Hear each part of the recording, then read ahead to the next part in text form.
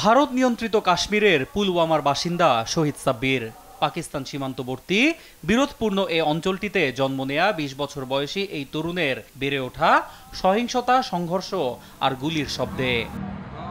হতাশাগ্রস্ত হয়ে শহরটির অন্যান্য তরুণের মতো মাদক কিংবা অস্ত্র হাতে না নিয়ে শিল্পকর্মকে বেছে নিয়েছেন কাশ্মীর বিশ্ববিদ্যালয়ের কলা অনুষদের ছাত্র সাব্বির। ডেন্টাল কলেজে চান্স পেয়েও পেইন্টিং আর মিউজিকে আগ্রহ থাকায় সেদিকে পা বাড়াননি তিনি, বরং রাজনৈতিক অচলাবস্থা ও মনের অস্থিরতাকে তুলে ধরতে আর্ট ফর্ম বা শিল্প মাধ্যমকেই বেছে নিয়েছেন সাব্বির।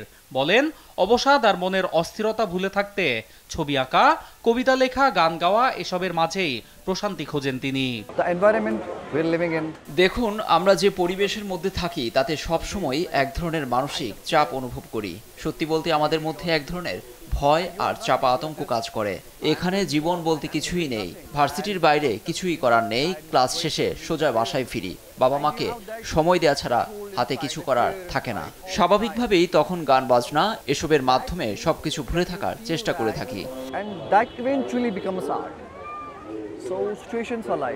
ভারতে চলছে লোকসভা নির্বাচন। সাব্বির জানান, বিরোধপূর্ণ অঞ্চল হওয়ায় এখানে সামাজিক যোগাযোগ মাধ্যম ব্যবহারের এমনিতেই অনেক ধরনের বিধিনিষেধ রয়েছে।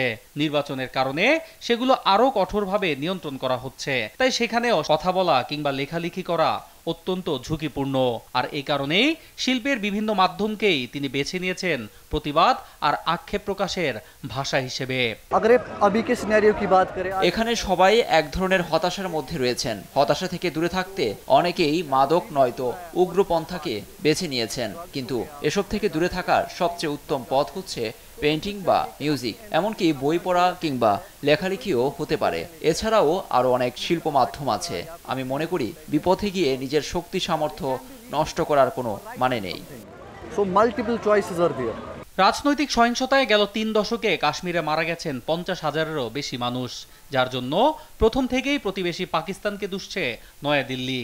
দেশটির বিরুদ্ধে বিচ্ছিন্নতাবাদীদের ব্যবহার করে অঞ্চলটিতে উত্তেজনা ছড়ানোর অভিযোগও রয়েছে। ফলে দশকের পর দশক ধরে এক ধরনের ছায়াযুদ্ধে অবতীর্ণ দুই দেশ। আর তাই ভারতের নির্বাচন চললেও এটি নিয়ে তেমন কোনো প্রত্যাশা নেই এখানকার বাসিন্দাদের। তাদের অভিযোগ, সরকারে যারাই থাকুক, কাশ্মীরবাসীর ভাগ্যের কখনোই তেমন কোনো পরিবর্তন হয় না। অন্যয় কর্মকার, নিউজ ডেস্ক, দেশ টিভি।